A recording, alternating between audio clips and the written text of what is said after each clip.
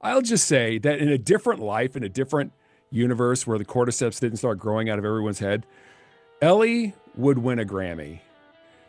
What? A Grammy? She would win a Grammy because she would be Chapel Roan, falling in love with a straight woman who just cannot stop paying attention to everyone but her unless Jesse's around. It's like it's so awkward their relationship because you could tell that Dina really likes Jesse, and when Jesse's not around, she really likes Ellie. And Mhm. then when Jesse's around, Ellie's absolutely out. Down at the Pink Pony Club, I'ma dance it.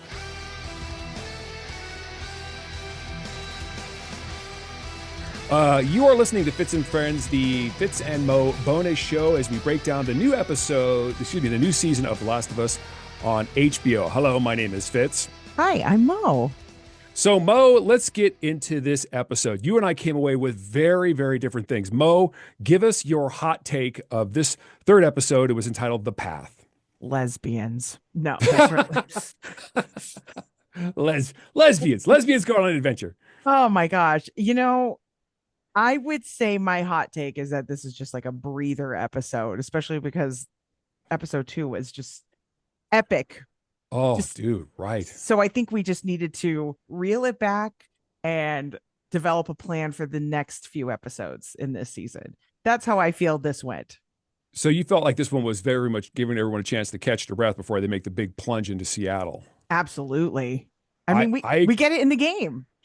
Yeah, we do get it in the game. And I agree with you. Like the fact that the whole episode was shot in like Gladiator, Maximus walking through the fields of Elysium, that yellow amber, Oh, it was beautiful. yeah, that color of mourning. And after the second episode, which would have been a season finale, in any other episode, in any other series, yeah, the audience, I definitely agree with you, needed to take its breath. Where I might split the difference with you is I feel like this is going to be an episode when it's all done, a season and a half of TV from now, people are going to look back at episode 3 and go, I told you that's where they laid the whole thing out.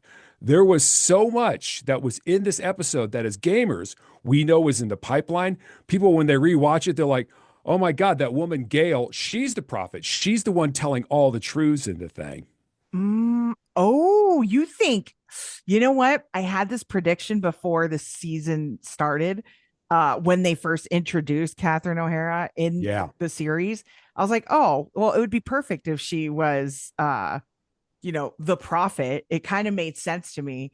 And then they put her as a therapist. I was like, well, I mean, that's cool too. But to see her escape all of that and oh my God, that would be an epic thing. I really hope that happens. Oh, I didn't mean to blue ball you there. I don't mean like she's this. I don't think No. she's the seraph. I don't think she's the Seraphit's prophet. Like she's the gamer's prophet. She's the Cassandra. She's telling the story of the game. Like, did you ever play BioShock Infinite? Another Yeah. Troy Baker joint. Him and I are really tight. I've got an interview on YouTube. Oh my God, I hate you so much. Did you Don't ever play watch it. Did you ever play BioShock Infinite? Yeah. So that BioShock Infinite telegraphs the whole plot of the game in the first 5 minutes with the Lutece twins and Booker in there. He doesn't row. He doesn't row. No, he doesn't row. Oh, he doesn't row because this is Booker's 50-somethingth time through the world of BioShock Infinite because Luteces see everything all at once. I feel like Gail's character is the Luteces. She's telling you everything that's going to happen to Ellie because ultimately, I think that Gail had the line of the episode, some people just can't be saved. And with Ellie and what we know as gamers, Mhm. Ellie will burn down the world on an idea that her peer group doesn't agree with beyond Dina and Tommy. So, like I say, I feel like this was an episode that set a lot of groundwork, but you were kind of a little less enthusiastic. So, give us the key beats. What happened in this episode that just set it up, or didn't set it up for you, Mo? Well, I think, starting with the aftermath, we definitely needed to see that. We don't ever see it in the game, obviously, Right. because it doesn't happen. But to see how they react and how they fix everything afterwards, there's like a makeshift hospital. Oh, dude. It was interesting to see that side of it. I mean, even they're dead, they had them, you know, covered and Yeah. Tommy goes in and he's just cleaning his brother, like all the blood off of him. It's that was a good one. But also even bringing in the council. of all Mhm. this. I didn't even realize like how big of a role this was going to play. So I think those being the initial key beats is great. Tulip agrees. I don't know if you heard that. I heard Tulip. Tulip's like, hey, what about me? Yeah, I Uh, know, right? it's like Tulip. This show is not dog friendly. We'll just leave it at that. I mean, Yeah. the Oh dogs were my awesome. The dogs were awesome in episode 2. So I loved the scene with Ellie in the hospital because it showed just how brutal the combat could be. That she had a chest tube and had to recover for 3 months, because that was the big jump up for me from The Last of Us to The Last of Us Part 2, was just how much more brutal the combat was, and that they took time to show how damaging that was. Joel's body, Ellie recovering, the town just trying to come back together. I thought that was such an interesting little detail, sort of grounding the show in a reality. So, what did you think of the council? Who do you think were the 3 people who voted for let's go to Seattle and kick ass? I think it was Maria, Mhm. Jesse, and Tommy. And everyone Okay, else was like, nah, fuck this. totally. So we get why Tommy says yes. Mhm. Why do you think Maria said yes? Because you think she'd be the one who says no. Well, okay, pulling from the game. She doesn't necessarily agree with it, but she knows that it's going to happen either way. Mm. So I feel like she's just like, well, it's just better if I say yes than no. I mean, we don't ever discover that in this episode, but that's just my guess as to who the third yes would be. Yeah, Tommy, Jesse, and you figure Maria as well. The one thing is that I don't know if in the TV show if Maria knows Ellie's secret. Do you? Because I know that Tommy knows, but I don't know if Maria knows. I think Maria knew in the game, but I Yeah. but I'm not sure. Yeah. I don't think they discuss it at all. Do you think that they'll bring it up? It comes out eventually. It will come out later with Ellie and Dina. You know, so you thought this was a transitional episode. What do you think they're transitioning to? Well, we got to see a lot of the other factions and seeing Yeah. how they move. Oh, So dude, yes. that's definitely setting up the WLF and the Seraphites. I mean, we even get to see a glimpse of them this early in the season is surprising because we don't Yeah. get to see them for a while. And to see how uniform they are, to see how they seem like they take more of a peaceful approach to things versus the WLF. They're archers. They're not going for, full blown ammo, like giant guns, bullets everywhere. But in the aftermath, you see that that's what's taking them out.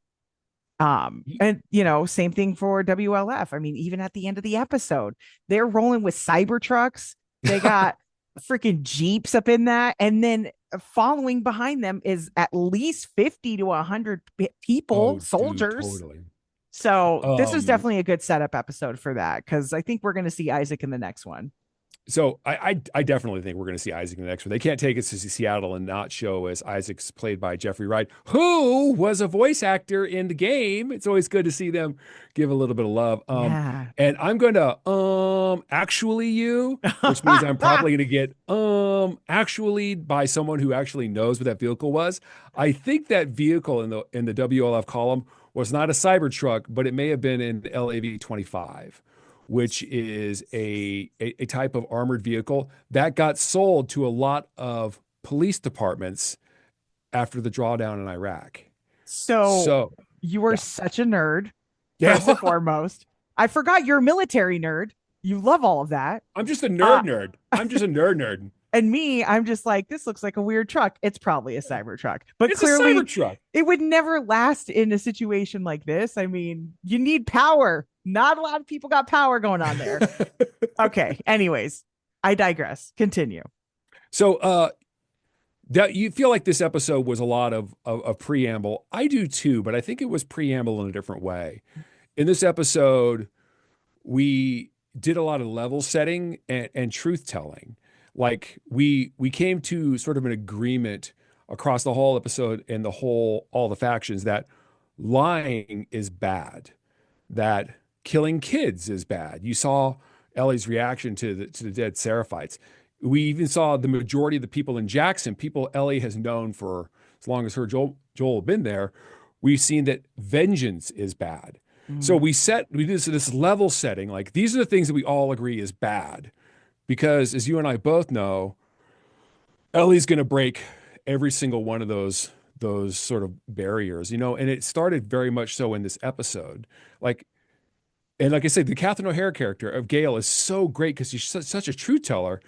Ellie got up in front of the whole town and lied her narrow ass off shamelessly. Oh my God, do it for justice. Joel would do it for you, blah, blah, blah, blah, blah. And like she's lying to the point where I thought, God, who wrote this for her? Was it Dina? Because she just lied her ass off. Tommy even said, Joel would not go to Seattle for vengeance. He'd go to save me. I Mm-hmm. mean, even the people who are closest to her, she doesn't lie to Tommy and Dina, but man, everyone else, she just lie. Like, is there a telephone wire? Because I think I see a pair of burning pants in a size 00 hanging off with Ellie written on the pocket. Um, I loved the part with Gail where she goes, it's about this much nurture. Mm-hmm. Because what she's doing is she's doing something that I thought was a great inversion of the game, is that we've talked about in previous episodes. I know you and I both know this, is that Abby plays like Joel from a moveset standpoint. And then Gail says that Ellie is Joel, and she is. She's the Joel in that dark 20-year period we never get to see that Tommy in the first game says, I still got shakes about. The one who always has an excuse or a justification for violence and brutality. She is the version of Joel we've never seen. So I just love how much legwork Gail did in this episode. Plus, getting shithoused at the Little League game, like, go girl. I just love you right now.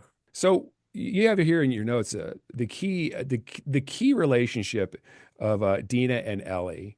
What are you loving so much about that relationship right now? There was a moment in the series where they're in the tent after. Oh, give me just 1 second. I'm sorry. Pick it up. Oh, I just okay. I just noticed two things. Huh. First, you and I have the same office chair.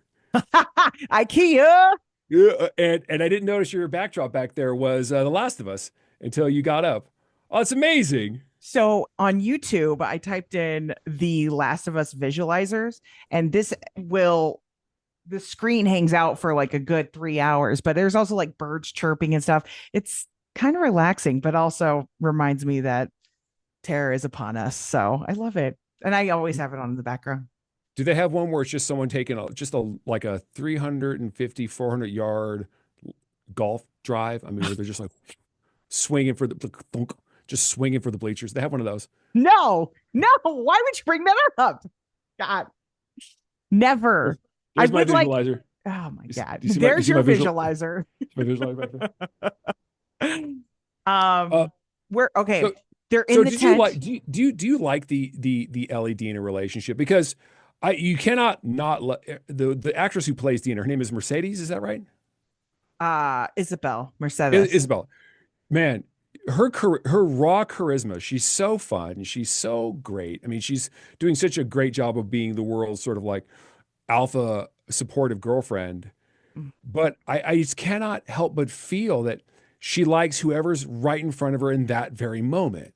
Like, like even in the moment where she goes, "Does Jesse ever seem sad to you?" And then Dina thinks the reason Jesse's sad is because of something I'm doing. Maybe because Jesse lives in a fucked up apocalyptic world that he was not born into. Maybe because everyone in town just fucking died. Maybe it has nothing to do with you, Dina. It's Yeah.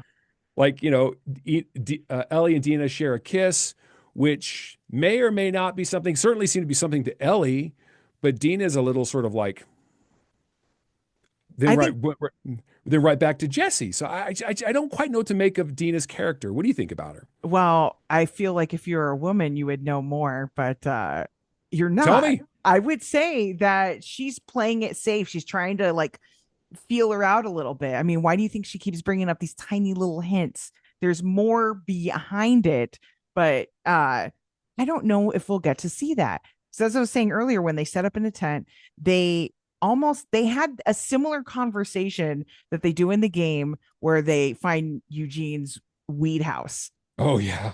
You Yeah, know, yeah, they have yeah. that same conversation. I'm like, oh my God, is this going to be the moment they hook up? Right, Nothing happens. So it right. makes me wonder if they're holding off on that, like, okay, we don't have time for this bullshit, or if there's a purpose behind it. I don't know. It's hard to say, but I do think that Dina does have an affection for Ellie. I mean, even when she whispers over her shoulder and tells her that she doesn't have to try to be a badass, these Oh, are yeah. little things that she's Mhm. just planting in hopes that it'll grow into something more, which it obviously has to.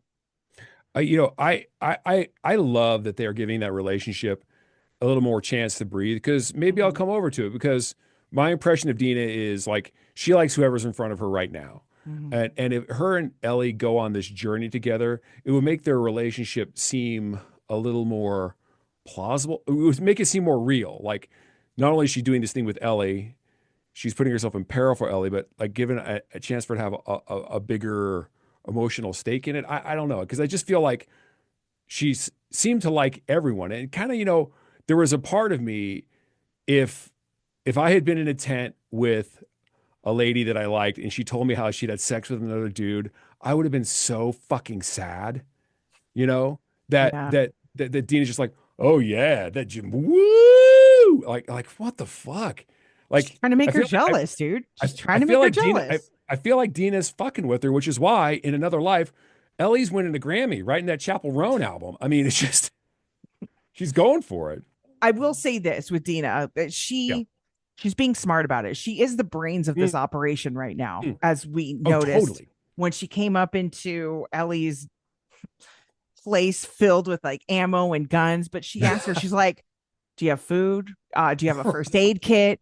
Do you Right. have, what are you gonna wear to sleep to keep you warm? All of these things she's reminding her about. And Ellie had nothing prepared, but I'm just gonna take all these guns and I'm gonna shoot everybody.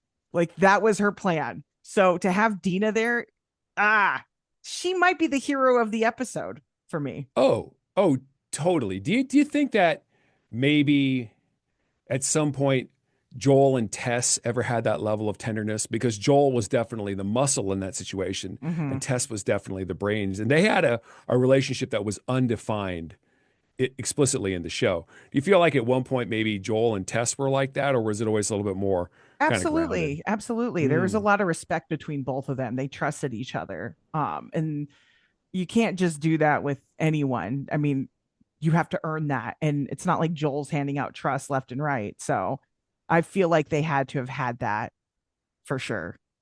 God, the Tess character was so good. So let's Mhm. talk about the show versus the game.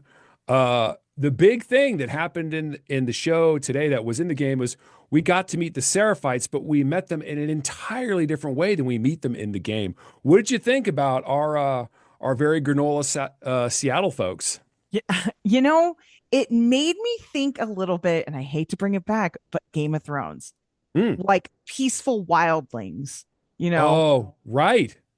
they're not coming at you with swords. They're coming at you with bows and arrows, practical things like hammers. Gosh, it was so heartbreaking. You can kind of tell that that's gonna be a foreshadowing of, oh, this hammer makes you feel safe. Didn't help, did it? I knew. Oh Uh, man. But it's still hard to I mean, it's sad to see, especially when you just see those little tender moments between like a father and daughter figure. So a lot uh, of you know, reflection on that. one of the things, and I don't know if this was an Easter egg, but one of the hammer that we'll say the dad had, and Mhm. I'll put an asterisk next to dad. I'll put an asterisk next to dad. Father Uh, figure. what was that? Father Well, no, figure. to sort of like contrast between what we saw in the show versus in the game. Okay. So we'll put an asterisk next to dad. The hammer that the dad did not give the daughter was the hammer that was shown in one of the Last of Us promo arts with Abby holding it.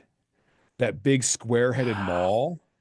Oh You yeah. know exactly the painting Uh, I'm talking about. yes, I do. And I'm like, is that Abby's hammer? Does she take it from that guy?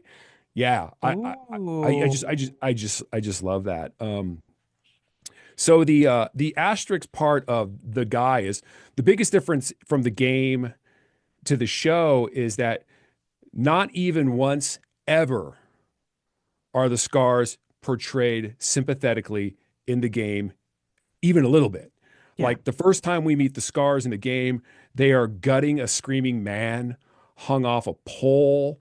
They engage in child marriage. That's why I say, Oh, that's is right. That's the whole thrust of the Lev character is that child marriage happens in their society. So was that father or was that husband? Like we don't know that the scars were presented sympathetically and explicably, such a big difference from the game because at no point in the game are they presented as anything other than these religious fanatics that are brutal and aberrant in a way that seems alien to folks like you and I. Yeah. Another thing that kind of drifted off from the game a little bit. I mean, it still followed it. Ellie goes to Joel's gravesite, and I Oh, cannot tell you how bad I ugly cried when oh, she laid down those beans because that doesn't happen in the game. But oh my God, just talking about it gives me so much pain. It just makes me feel like I'm reliving it all over again. Just those tiny little things that only she really knew that he loved. And even the little smirk that totally. she gave right at the end, it was so heartbreaking. Totally. Because, I love the coffee thing too, because, in the first game, Joel talks about how he misses coffee when Yeah. we're going through that one level. And then also in the second game, he talks about how he got some coffee and it was really expensive. Uh, and you know what we don't ever really get to know much about? We don't get to know much about what Joel Miller likes as a human being. Mhm. We get to know about what he does, the things he'll do to protect the people who he finds important. But we really don't know what Joel's personality is beyond beyond Man of Action. Like, what are his hobbies? I mean, when we went through his house, we got to see, I know something you've been waiting for a really long time. We got to see a workbench and we even got to see Ellie at the workbench. I wanted 3 more hours of it because that's how long it takes me. Okay. Now, to your credit, yes, we don't know Joel a lot in the game. There's not a lot of time to develop that. You got to go through and do 3 hours of workbench. I get it. Uh, but in this, it humanizes him even more when she's going through his house. He's doing woodworking. Oh yeah. He carved an owl in the background. There's a damn horse carved out. It looked incredible. I was like, all right, okay. And then it just makes me realize he's a tinkerer. He liked to make things, but I guess that's that construction side of him. Uh, so I feel like they did, even though he's not with us, he's no longer with us. You still get pieces of him in the episode, and I Yeah. loved that. It it was great. And I guess it turns out that I owe you another dollar for Why? What two. happened? We didn't get to see a zombie Joel. I thought we'd see it in like some sort of Oh, PTSD flashback. I mean, I thought that was a lock because there was a moment like that in the game where Ellie's crawling through a tunnel and a clicker turns into Joel. oh, I don't remember that. What part of the There was, game? Were you oh on my God, Ambien again? I think you're not on right now. Ambien. Oh Hold on a second. my Sorry, I don't see 18 swords in the room, so I mean not yet. It's still a bit early. Still a bit early. We're recording uh, this before 1 in the morning. Yeah, and so I guess I owe you another dollar because another one of my predictions was wrong.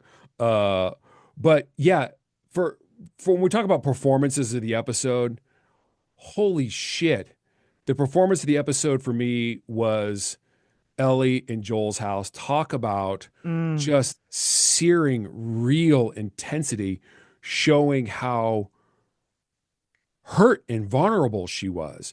Because Ellie in this version of Ellie we're seeing now, she's kind of a dick. She refuses to make peace. She lies to the people in her life. She very much battles with Joel endlessly. She is not helpful, but to see her be so human and have an emotion that as a watcher of the show, I'm like, oh yes, I thought her performance in that was great. Bella Ramsey just nailed it. What was your performance of the episode?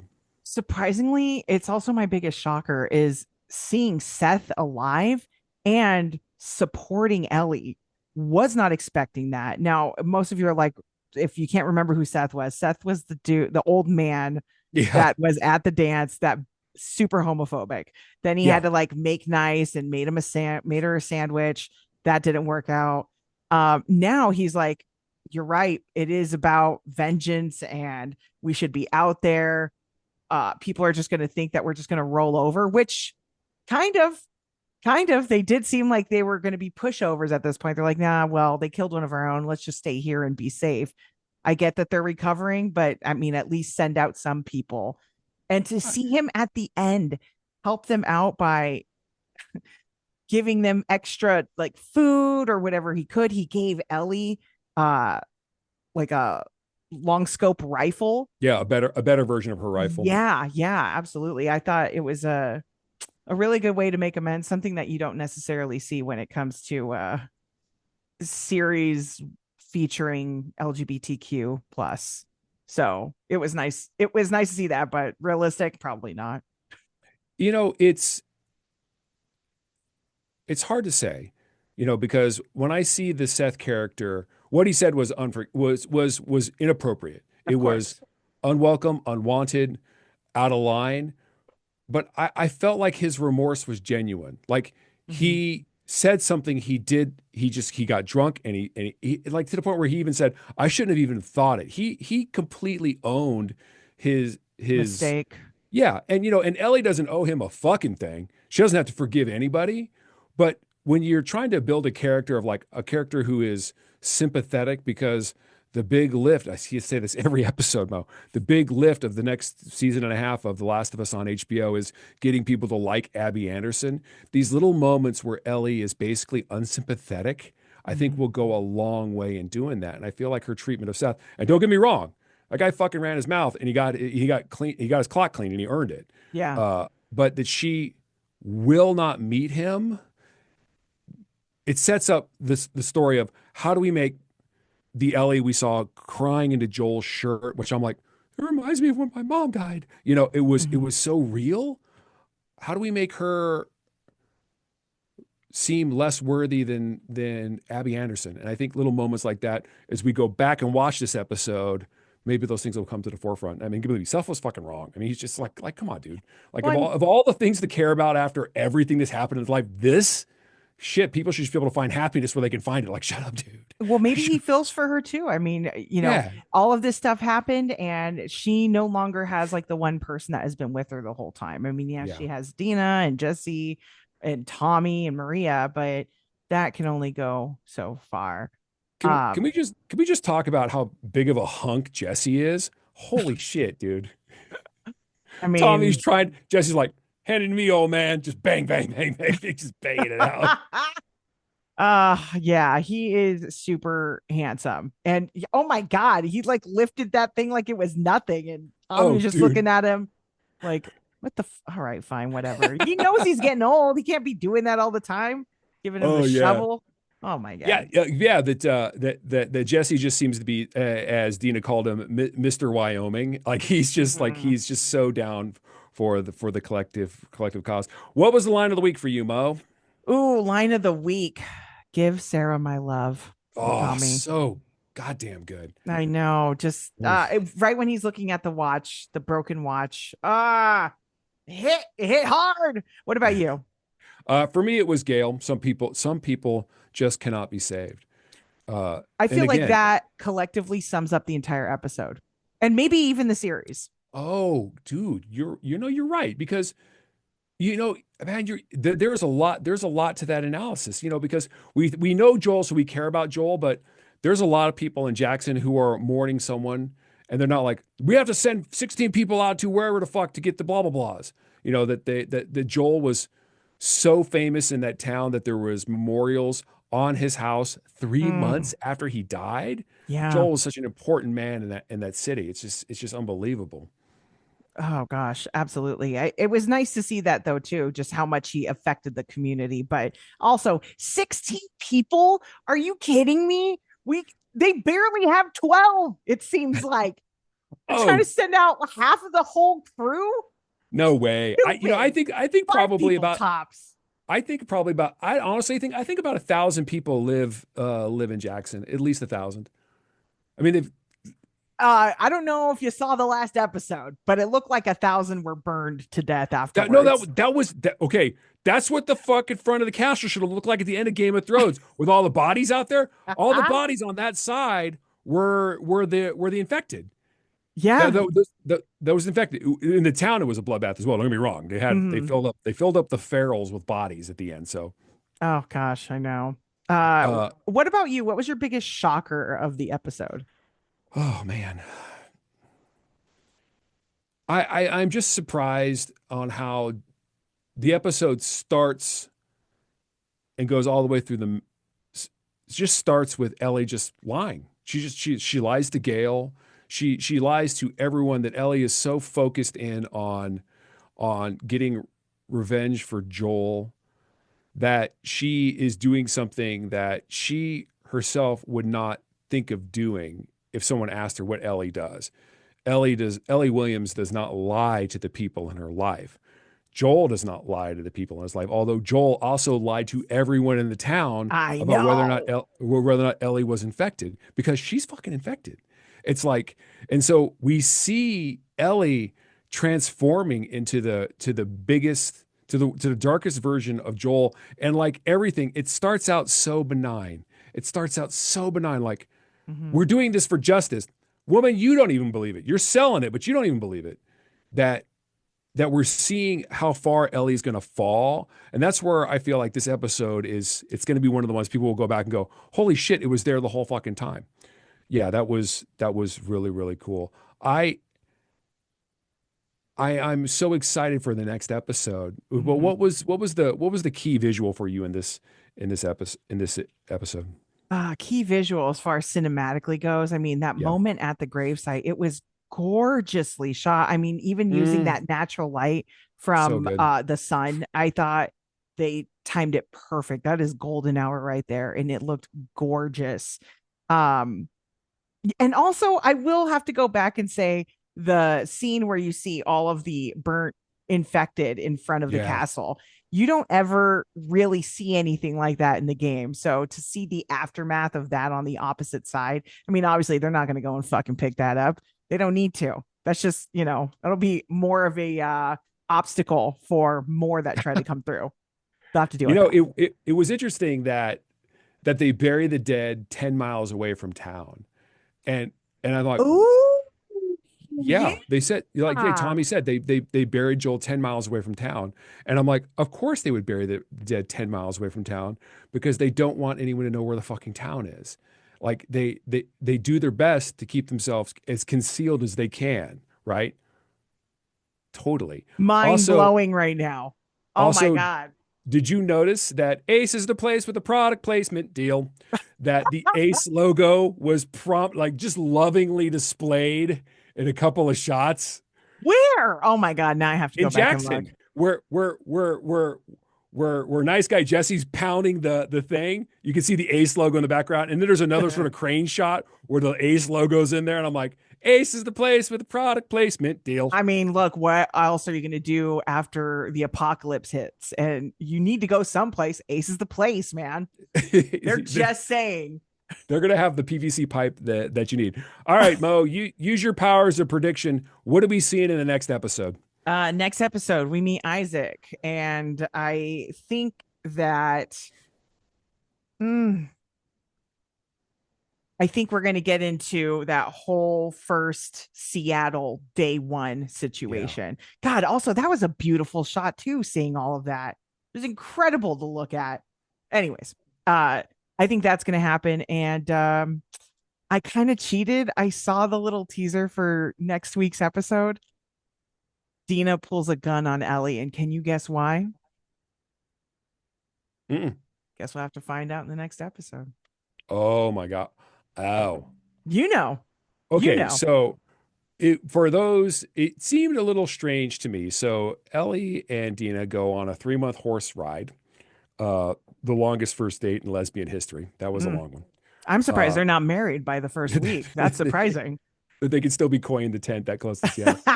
Uh, the Even if I had not known what was coming with the Dina character, that Dina started throwing up seeing the scars, that seemed so out of place for me because one of the things that all the people are very versed in is death and dead bodies, death and dead bodies. That that was actually torn right from the game. Dina's reaction, and I was like, it must have been. Dina's like, yeah, it was the smell, not that anything else. Yeah. Yeah, Well, that she doesn't know either. It's not like they have pregnancy tests out there, unless they got a makeshift one. But no. I I do not know. I know that it was foreshadowing of more events to come, and it just makes me feel so excited for what the next episode could be because one of the big grand moments in Seattle is there's so much that happens in this one theater that I just can't wait for us to get to that theater, because it's Hmm. such a pivot point in the game because, like I think it was about then is when the game's perspective from a player standpoint shifted from Ellie to Abby. Like you spend the first 10 hours of the game playing as Ellie, and I feel like the perspective shifts when Ellie gets to the theater, Hmm. and that's when you start playing as Abby, and you then play through as Abby, and then Abby gets to the theater a day after Ellie has gone on her rampage in Seattle. Okay, So new prediction. I okay, think that they're going to get to the theater, and okay, I think the next episode after that will be a Eugene episode. it has to be, Has to has be. to You be. can't keep bringing him up every episode and then not see what the fuck happened. And I want to know what the fuck happened. Absolutely. Because Eugene or his stand-in Gail has been in every episode so far. Mm-hmm. Eugene has been the ghost of Eugene has been in the episodes more than Abby has been. So Mm. yeah, I agree with you. I absolutely agree with you. Again, we're only 3 episodes in. Oh my So God. What show has delivered more this fucking fast? I can't think of mm, one. It's so goddamn mm. good. I don't know. Game of Thrones did some really cool shit, but I can't keep comparing them though. They're two different things. I gotta You stop. you can't you can keep comparing them because ultimately what went wrong with Game of Thrones is they thought that that dude would finish the books. I They think thought we're that dude would, still thinking that he's going to finish the books. He said he's yeah, going to finish it in 2020. It is yeah, 2025. right. These guys have just agreed that the show will be over when the game was over. Game of Thrones very much got beat by the clock. They're like, he'll have the books done. He'll have the books done, which is that's why they spent all those times in the brothels with Tyrion. Like, oh, look, these guys are going to another brothel. Oh, cool. And then they're like, oh shit, we got what, 4 episodes to wrap this up? That will not happen with The Last of Us because these guys know what the end point is, which is why I just love the character of Gale. Okay, so for for fans of the show who never played the game,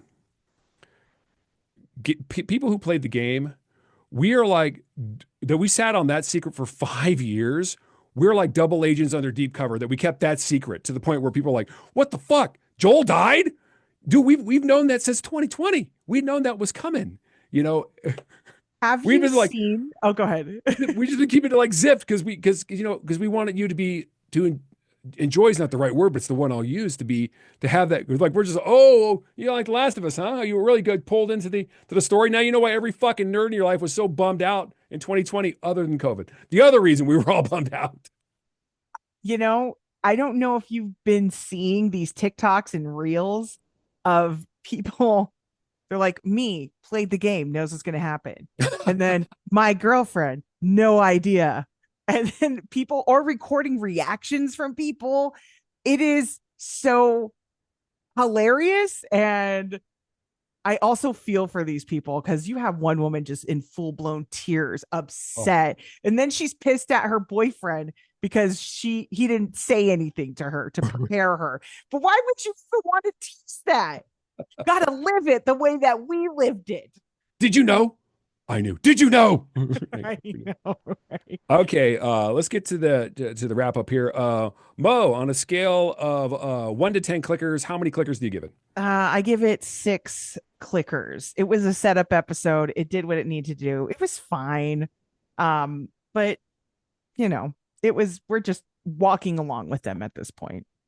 I So, will also give it 6 out of 10 clickers. It was a world building episode. mhm. It had really high peaks with Ellie mourning Joel, with the grave site, with the introduction of another faction, the Seraphites. But it was world building. It'll be one of those episodes that we will look back at, but actually kind of watch it was a little bit like, whoo, after episode 2, what could be awesome? It was really, really great. But it was, again, like you said, a transitional episode, a world building episode. So I think the reason that anyone has ever stuck through this podcast for as long as they have, and I thank you guys so much for listening, is we've now come to the gold, baby, the gold. It's Uh, now time for Mo Puns with Mo. Mo, pun us away. I am going to pun the hell out of you. Oh, okay.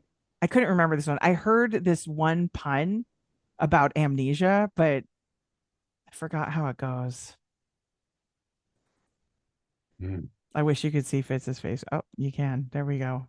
It looks slightly like my dad's face, which is disappointment. So we're going to move on to the next one. Uh, I stayed up all night wondering where the sun went. Then it dawned on me. Motherfucker. All right. Okay. It's so stupid. Okay. I love that one. I think you're going to love this one because I'm reading a Okay. book on anti-gravity Okay. and it's impossible to put down. God damn it. I know.